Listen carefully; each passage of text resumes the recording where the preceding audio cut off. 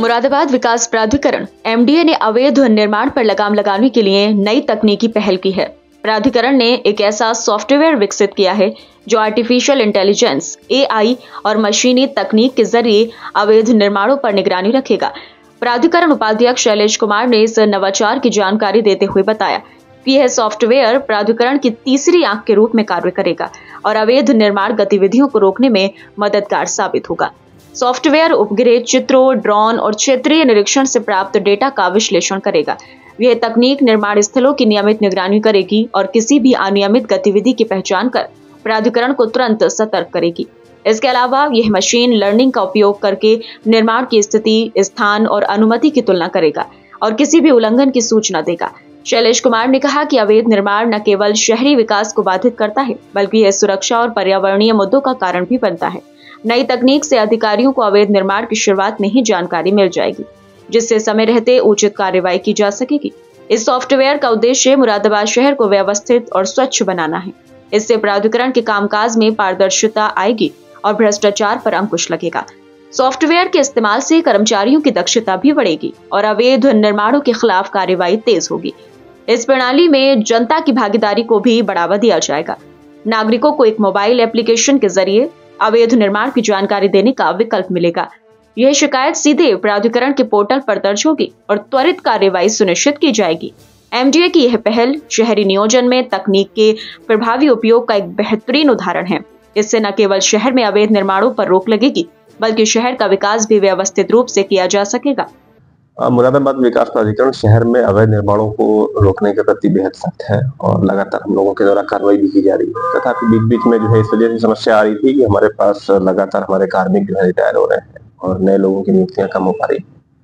तो इससे निपटने के लिए हम लोगों ने तकनीकी का सहारा लेने का प्रयास किया है। इसके अंतर्गत जो अत्याधुनिक हमारी आर्टिफिशियल इंटेलिजेंस और मशीन लर्निंग टेक्निक है उसका उपयोग किया जाएगा और इसके लिए हम लोगों ने कोलैबोरेशन किया है जो राज्य सरकार की रिमोट सेंसिंग एप्लीकेशन सेंटर करके एक एजेंसी है जो कि इसरो के सैटेलाइट से डाटा प्राप्त करके इसका कार्य करती है। इवन मास्टर प्लान जो हम लोगों का बना है उसमें भी जो है उनके द्वारा सहयोग किया गया था और पूरे प्रदेश स्तर पर जितने भी मास्टर प्लान बड़े बड़े नगरों के बने हैं सब जगह उनका सहयोग रहा है। तो हम लोगों ने उन्हीं से सहयोग लेने का फैसला किया और उनकी टीम ने कल आकर के हमारे यहाँ प्रेजेंटेशन भी किया है।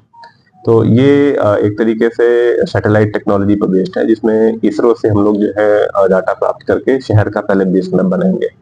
उस बेस मैप में ये चिन्हांकित हो जाएगा कि तत्समय पर कितने निर्माण जो है शहर में हो रखे हैं। उसके उपरांत जो है प्रत्येक शुरुआती दौर में पहले हर 3 महीने पर शहर की जो सैटेलाइट इमेज है उसको लिया जाएगा और उसको जो है कुछ पिछली वाली इमेज पर उसको सुपर इम्पोज किया जाएगा।